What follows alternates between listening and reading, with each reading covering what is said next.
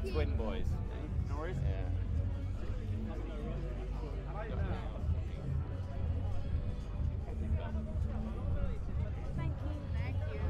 So Christian Pulman, kids first and then TV.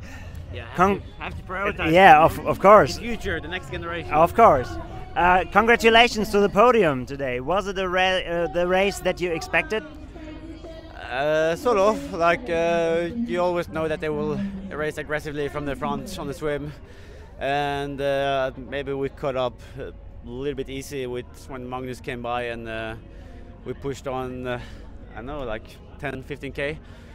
But from there on, like halfway through on the bike, I was maybe just thinking that it will come together into the run, and I wasn't too aware that it was opening up, and that's where I was maybe a little bit on the. Yeah, I was just thinking on the run rather than trying to go for another surge up. So I had two chances there. First, when the gap opened up, Magnus was still behind, and he was bridging up later on. So I could either go past the group like before he was bridging up, or when he was going. So yeah, like 90 seconds behind, or 1 minute into transition, and yeah, just not strong enough on the run to catch Max.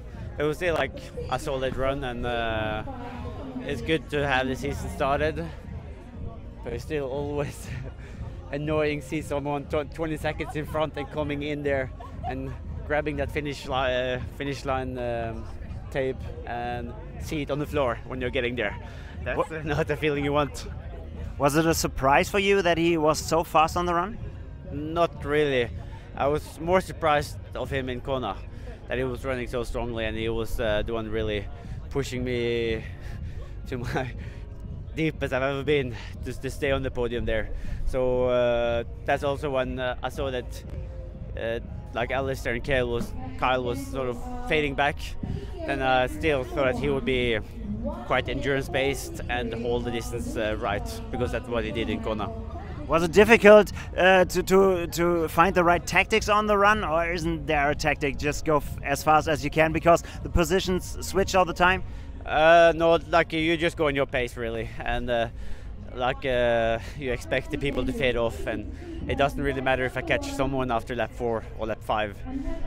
So I came quite early into second place, or like podium place, like maybe halfway through on the run, but the gap was more. I didn't catch enough until that point, but I was trying to do surge last 5k, so yeah, like trying to lap my watch and just like imagining, okay, now I refocus and try to put in a surge, but then he was responding in the front as well, and I only caught like a few seconds here and there, and yeah, it wasn't enough. Mathematically, like when I was bringing down the disc every k, like I didn't have enough Ks to catch him.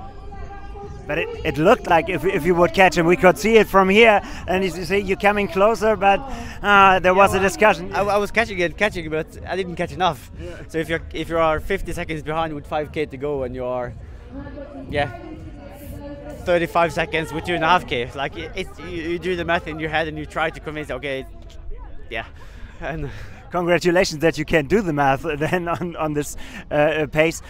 You told us you will go to Japan and go back to short course. Max Neumann told us today he will come to Hamburg to race the Ironman Hamburg, and Jan Frodeno will also be there. Maybe there's a chance we can see you there too. There's another chance to catch him. I thought you were about to say that he would be in Hamburg for the super sprint distance.